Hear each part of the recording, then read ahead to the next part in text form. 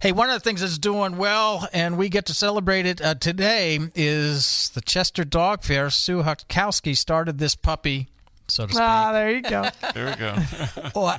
8 years ago? 8 years. This is our 8th year. And it's our 8th year, so we kind of grew up together, as it were. But let's go back in time, Sue, because I think in its first incarnation, it was just like an afternoon kind of thing where people of like mind would come together and share ideas and information, learn a little bit. It was a community thing, but it was so small, right? It was. Actually, we tied it in with a Chester Sunday market. So we had it at the meeting house. We had maybe 10 vendors. We did do Canine Good Citizen and some of this stuff we're doing now, but it was a lot lower key. And it was started with a friend of mine who's a trainer. She thought it would be a great idea to do. And so we did. We had a lot of people who wanted to do stuff with their dogs, but since then it's grown just a little bit. It has grown enormously. And of course it is the offering of homewardbound.org, homewardbound.org. Remind our listeners the mission and mandate of Homeward Bound. So Homeward Bound's mission basically is to help rescues and shelters find homes for their dogs. And we do that by hosting adoption events, by promoting dogs in between. We also financially support a lot of rescues who get dogs with severe medical needs. We also have our Spay It Forward program where we spay and neuter our Connecticut shelter dogs. So all of this is our way of making dogs more adoptable, making it easier to get dogs. And our dog fair is a way for you to make sure that relationship thrives. Yeah, it's not just for, first of all, it's for the humans and for the dogs, the four-legged friends. So that should be known. No retractable leashes, please. But it's outrageously affordable. But it's intended for dog lovers and their dogs, but also people that just enjoy that community, but also people that might be thinking about getting into that community. It's like the ultimate primer. So you're kind of covering every facet, every vertical within the dog lover community. Exactly. So that's our goal, is to be able to offer someone who's looking at a dog to find out where they can go for a veterinary, dog walkers. We have groomers there. We have trainers there. We have an animal communicator there. So yeah, we do. But we have all different aspects of what you might want to know about getting a dog. Yeah. We do have rescues there. You can adopt at the event, but you're welcome to talk to the rescues and find out what would be a good fit for them.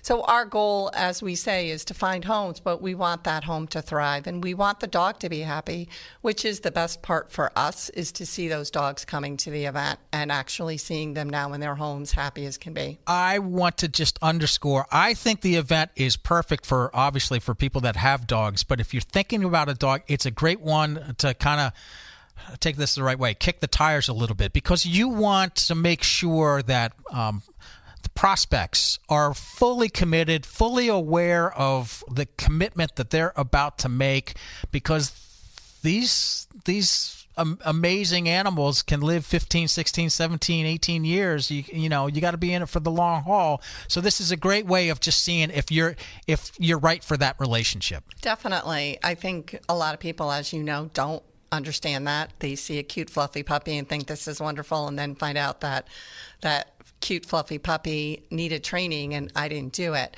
So it is a great way to find out, are you ready for a dog? And we were just at the dog fair promoting the regular Chester Fair, promoting the dog fair. And we had many people who said, I don't have a dog, but I want to come and see the people with their dogs. And that's great, because we do have demonstrations going on all day long. So if you don't have a dog, you can watch the demonstrations. So what is it about our area, the CRV? What is it about our area and humans and their dogs. We're obsessed. It really is. It seems in a media space, you would say that something when there's a higher density of a certain thing, it over indexes. I would say our area over indexes dog lovers by like 2 or 3 to 1. It seems like they're everywhere, and they're so passionate. And all these events that people do with dressing up in costumes and stuff is like. What is it about our area? I don't know. I think it's a whole New England thing, to be honest with you. Everybody up here in New England takes the time to care for their dogs and thrives on it. So and the open space is great for the dog. Exactly. Yeah. Exactly. All right, so let's roll up our sleeves. Let's get down to it. It's the 17th and 18th. It's a 2-day event. Tell us. Let's get the details on ticketing and run us through the schedule. Sure. So the event opens at 10. On Saturday, so it's open from 10 to 3 on Saturday and Sunday. It's $5 if just one person comes, but it's $10 for the whole family. So grab your cousins and come on down. No charge for the dogs. Again, as you mentioned, we do not want retractable leashes, but if that's all you own, we have leashes you can use during the event. And that's mostly just for the safety of you, of the dogs, of the people, and the kids running around and the other dogs. You don't want your dog any farther than 6 feet away from you. The lure course is a group that comes from Canada. They are an additional fee. It's $5 per dog, but the dog runs a lot. So they have a really good time, and it's worth every penny. We do have a microchip clinic, thanks to the Chester Veterinary Clinic, and that's $20 if you don't have your dog microchipped. It's a great way to do it. It's cheaper to do than going to the vet, and it's lifetime registration. That sounds like it's a really fair price, by the way. It is. It's an amazing price, and I think the companies try to get you to buy extra coverage, but you really don't have to because that microchip is like your Social Security number. It's identified to your dog. Yeah. We also have our craft beer and wine tent, which is an addition, and that's $10 for 2 flights or 2 full pours. For the humans. For the humans. This is after your dog has had the best day of their lives. You get to treat yourself. There you go. And I think there's music, there are food trucks. Have live music both days, all day. We have food trucks all day. You mentioned a canine communicator. Is this a crossing over thing, or is this a Dr. Dolittle thing? It's kind of both, actually. So if you have a dog that you've lost in the past, she can communicate to them, but she can also tell you what your dog is saying. So she's actually done a lot of work with people who have lost their dog, like actually is, loose. She's been able to figure out where that dog is, which is kind of cool. So yeah, she's done that, but she's also been able to tell people, because a lot of the times you get a rescue and they're picked up as a stray. You don't know their history and you want to know, and she's able to help you. So that's kind of cool. That's Zenzu Animal Communications, and she's also a gold sponsor, which we're really grateful for that. How many vendors do you have? Well, we got some new ones today. So we're over 68 vendors, which is huge. LRB, it was like huge. I know. I remember it's just those remarkable. It is. Yeah. It's huge, and it's just such a great resource. I mean, and it's not just dog vendors, but we have a potter. We have a glass blower. We have all different kinds of, it's not just dog situations. Young Living is coming. So we have a bunch of other just regular vendors. Of course, Connie Bombassi is there with great. Of Connie. Yeah. So, yeah. It's a lot of fun. It's up at the Chester Fairgrounds, which is quickly, changed over from frog leaping and pig racing to 2 days of celebrating dogs and great information and the community, and it really is. And there is something cool about hanging out with people with like interests. So you'll find people that you'll maybe want to strike up friendships with. It is. It's really neat. And you see so many different dog breeds. So all of a sudden, this year they're not coming, but we have in the past had the Connecticut Valley Siberian Husky Club. Unfortunately, they're in Minneapolis or something for some show, but they've come. And the year that they came, I have never seen so many Huskies. There was like 30 Huskies all in one. And not just the people who brought them, but the group, but everybody else knew this Husky group was coming. So it was great. They were able to get resources on that and talk to them and find out about that. So I think one of the best things for someone like me, I had a friend recently who saw someone else's puppy and decided that she would like a puppy, but she wasn't at all prepared. She had never had a dog, and it didn't work out, and she had to return the puppy because she really was not at all ready. So something like your fair, I think, is just a great place for someone to come and see everything that's involved in having a puppy or a dog, and able to buy what you need if they decide, yes, this is definitely what I want to do, or if someone has a new puppy, they can come there and get all the things they need. So I love it for that reason. It's really great for that reason, and we do have lots of different trainers this year. We probably have 4 or 5 different training groups, which is great. We've got Hartford Obedience Club, we've got Cosmic Training, Paws Up, The Perfect Pup right here, local in Deep River. So they're all over Connecticut.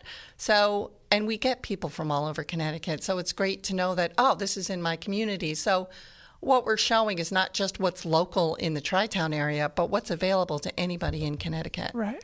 Mark, you're a dog enthusiast. Yeah, I have a rescue. And one of the things I've noticed with a few of my friends that have them is this uptrend of genetic testing on rescues to see what the actual mix of their breeds are.